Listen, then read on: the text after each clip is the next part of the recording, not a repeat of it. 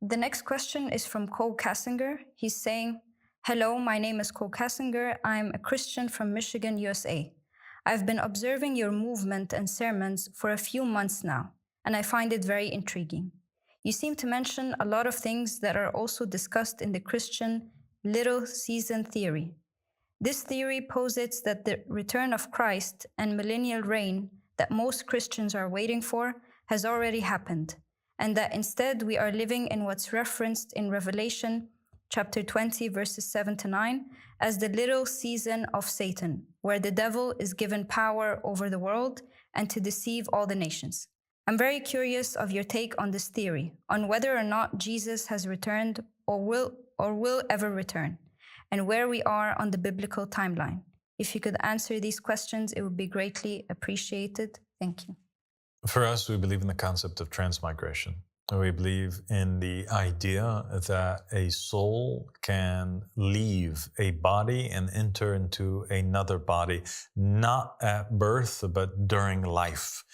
We believe that in the New Testament, there were certain followers of Jesus that were contemplating the identity of Christ, and they were wondering whether or not Jesus was the coming of one of the previous prophets and messengers that had passed away, like Jeremiah or Elijah, but they also contemplated over whether or not he was John the Baptist. Now, this is an interesting one, because John the Baptist and Jesus, there was only 6 months between them in terms of their age.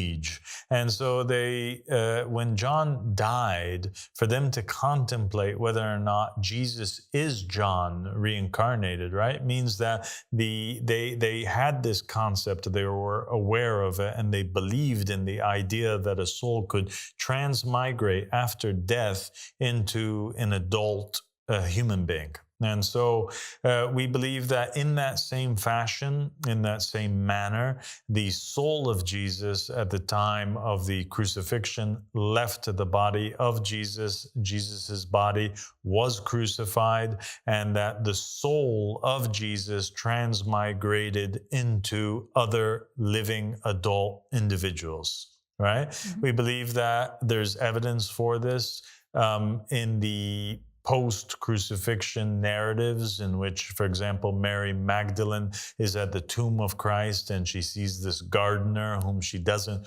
recognize. Obviously, it's somebody that she never saw before. And then after he begins to speak to her, she suddenly recognizes, oh, that's my master, that's Jesus. So obviously Jesus was in a new body.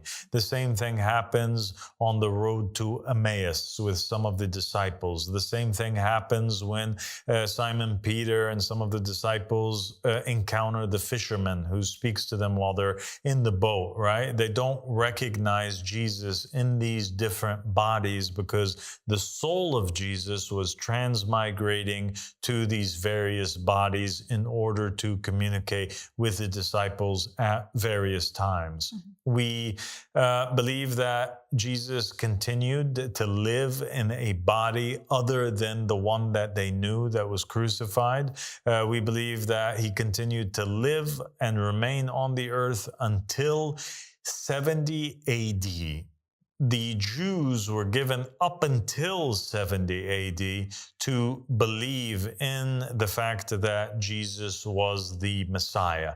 When they failed to do so and Jesus returned back to Allah subhanahu wa ta'ala, he had a normal death at 70 AD. When Jesus died, right, and left this world, then the punishment came down on the Israelites. The Romans sacked Jerusalem and the temple was destroyed, and the Jews were scattered across all of the world, and they remained without a homeland for almost 2,000 years because they had broke their covenant with God through the rejection of Jesus Christ. And the believers, the followers of Jesus, they turned their heads, their faces, and their messages to the rest of the peoples of the world. And so that is our belief in regards to Jesus. We also believe that he returned back to this world. First off, he made many appearances to the disciples and to other people, and he preached the message of Christianity, and he continued to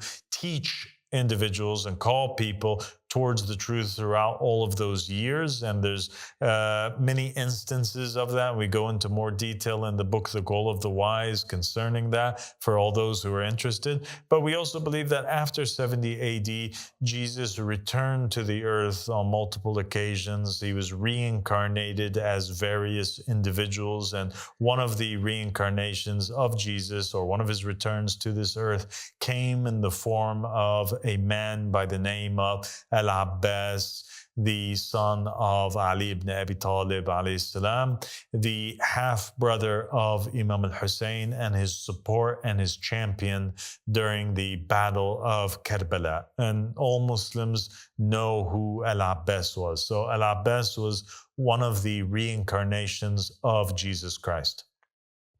We also believe that Jesus Christ has returned in this day and age, and he's present. And we believe that he returned in this day and age and is present, obviously, in a reincarnated form.